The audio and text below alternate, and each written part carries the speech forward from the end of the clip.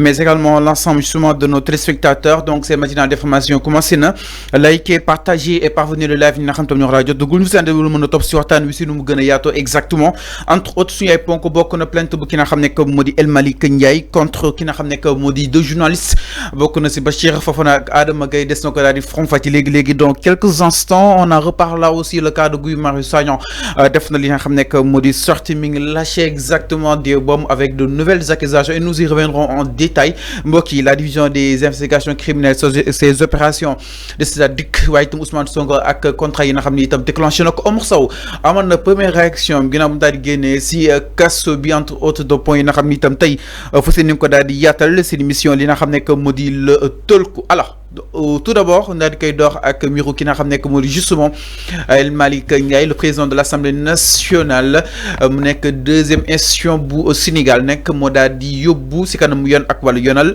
ki nga xam ne que moo di Bachir Fofana ak Adama Gaye par rapport ak sortie yi nga xam ni itam defoon nañ ko. Donc c'est un nouveau rebondissement exactement dans l'affaire liée à l'acquisition de véhicules par l'Assemblée. Donc nekk le président de l'Assemblée nationale El Malick Ndiaye a déposé une plainte contre les journalistes Bachir Fofana et Adama Gaye. Bachir Fofana et Adama Gaye sont visés par une plainte pour diffamation et diffusion de fausses nouvelles par le biais de son avocat maître Bam Cissé bi nga xam ni itam moo daal di jël boobu de dossier. Donc nag le président de l'Assemblée nationale mu daal di engagé ay poursuites judiciaires contre ces deux journalistes.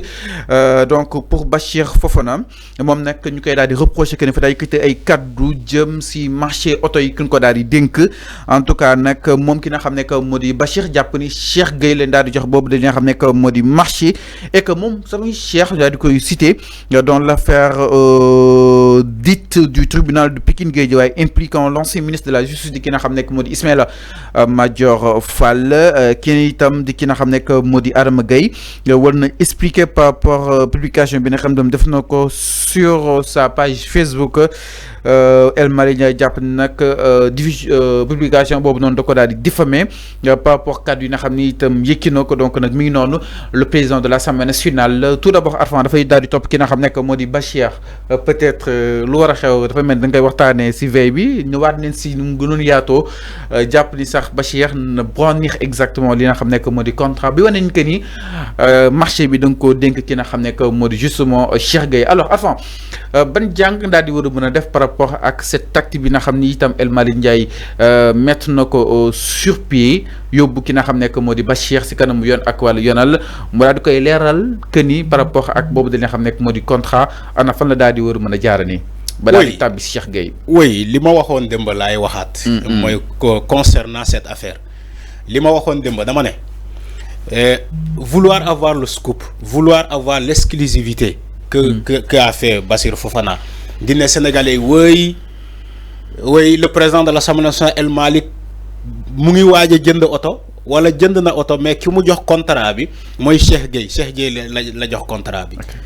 ma ne la Bachir Fofana lu mu wax nii wax naa la sa ba ne la pour mu neex ma mu toog ni jàkkaarloo ak man laaj ko ma ne ko génnee contrat bi ngay wax ni moom moo lié l'Assemblée nationale à Cheikh Gueye. Je sais que il va jamais sortir ce contrat là. amul. C'est faux. C'est-à-dire que lii laa doon wax ci Sénégal il faut modérer les plateaux là. ay nit dem toog ci plateau di wax lu leen neex parce que ils sont contre ces gens-là ils sont contre les nouvelles autorités moo tax lépp lu ñu for comme mbalit information dañuy dem ci plateau di ko yàbbi. da nga jàpp ni mbalit la. non mbalit information la information la. Dans l'information, on te dit on doit informer. Tu as dit 2 journalistes qui ont été visés par une plainte de El Malick Ndiaye. Mais rôle journaliste, là moi rôle journaliste Fallou. Un journaliste doit vérifier son information. Source bu la joxe information dang ko wara vérifier ba mu leer nal nañ. Mota ñu ne la da ngeen di passer par la rédaction d'abord. Rédaction saytu information bi ndax xibaar bu wër la bu ñu wara publier la wala waruñu ko publier. bu fekkee xibaar bu wér la ñu war ko publier war nañu liggéeyaati xibaar boobu de telle sorte que dans la publication du gaañi kenn. Alors juste mooy informer juste et vrai. Alors boo ma nee Bachir Fofana tu aimes tellement Bachir Fofana je sais que c'est ton ami. toog ci plateau dina woy Assemblée nationale mu ngi waaj a jënd oto. El Malick jox na contrat bi déjà am na kii comment dire marché laa bëgg a wax marché bi déjà am na. te ku ñu jox marché bi mooy Cheikh Gueye.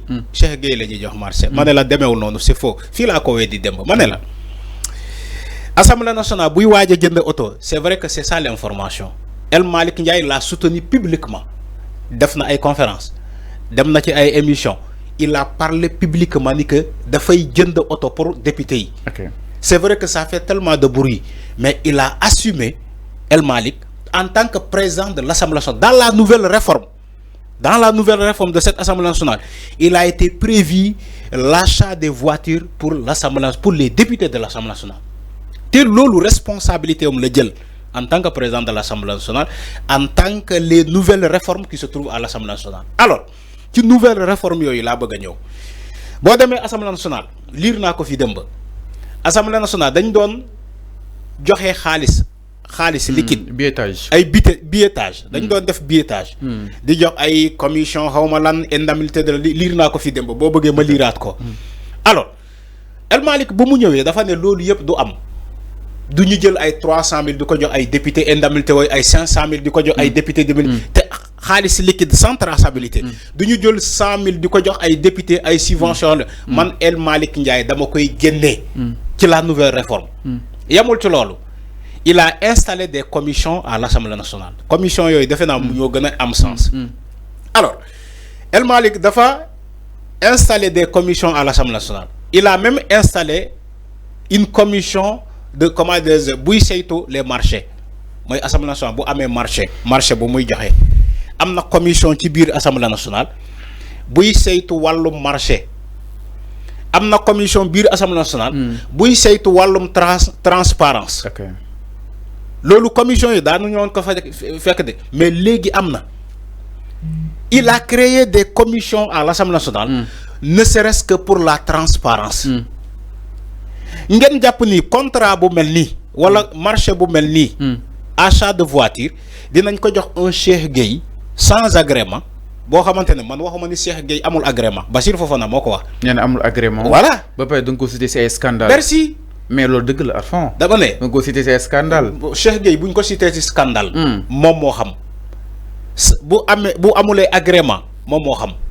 mais dire que le marché a été donné à Cheikh Gueye sans vérification de l'information sans brandir un contrat qui lie les deux entités foofu laa ne Bassirou Fofana a fauté. C'est une faute très grave. Alors, jàpp nga ni c'est une faute très grave par rapport ak wàllu wu nu mel. Est-ce que jàppoon ni El Malick Ndiaye dafa war a ñëw leeral que muy yóbbu si kanamu yoon ak wàllu yoonal ki nga xam ne moo di justement Bassirou Fofana. déedéet El Malick Ndiaye leeral. su nekkul du dëgg. non leeral na lu mu wax. ba muy non xam nga Fallou. nit bu toogee ci émission wax lu mu nar a def mu toog Assemblée nationale wax lu mu nar a def.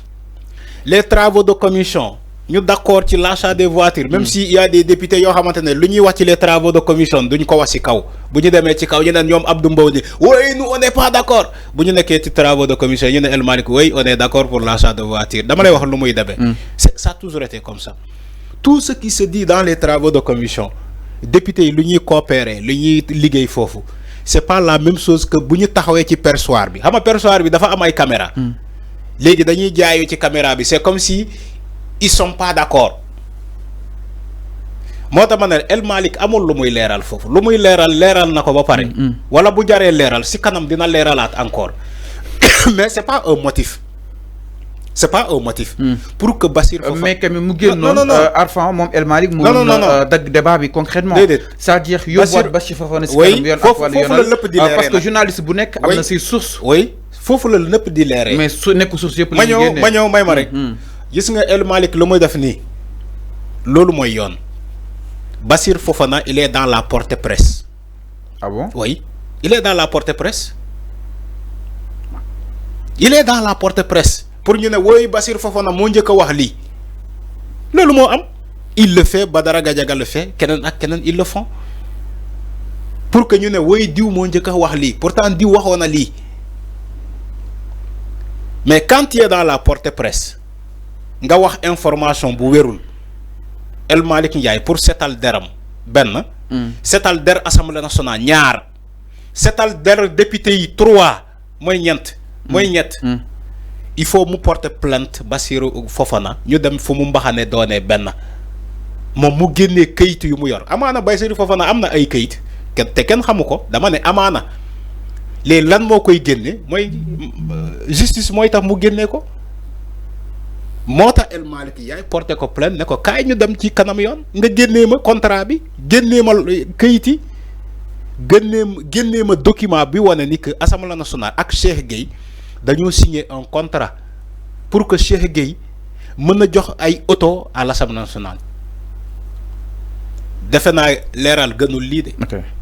Justice boo bëggee mu leer justice moo yayoo lépp luy leer. keneen yayoo ko même la presse l'information est manipulée au niveau de la presse chaque jour ma wax la ko léegi pour mu leer yoon kese yoon xam nga luy yoon fu mu mbaxane doone benn. yoon kese moo mën a leeral de telles accusations parce que accusation là un Bassirou Fofana qui par cette information c'est une accusation directe à l'Assemblée nationale que oui on n'est pas dans la transparence El Malick jël na marché bu mel noonu c'est xam nga marché boobu lan la tudd marché référentiel. bu jël na un tel marché jox ko Cheikh Gueye qui est un sans agrément Fallou loolu scandale la est-ce que xam nga ni scandale gënu rëy loolu. alors mii noonu Arfan. loolu un grand scandale. alors mii noonu. loolu la ñu doon kaas ci jamono Macky Sall. tey Bassirou Fofana tuumal na ko directement am El Malick li que loolu la def. alors loolu leen bëgg El Malick. alors mi ngi noonu que ça soit moom que ça soit Adama Gaye. si Adama Gaye laa bëgg ñëw si Adama laa bëgg ñëw exactement donc mi ngi noonu par rapport ak ki nga xam ne que moo di mbiru Bachir Fofana suite à ces révélations que ce marché aurait été confié justement à Cheikh Gueye bi nga xam ni itam tudd nañ ko si yenn scandale sans agrément pour reprendre exactement ses propos daal di ñëw itam.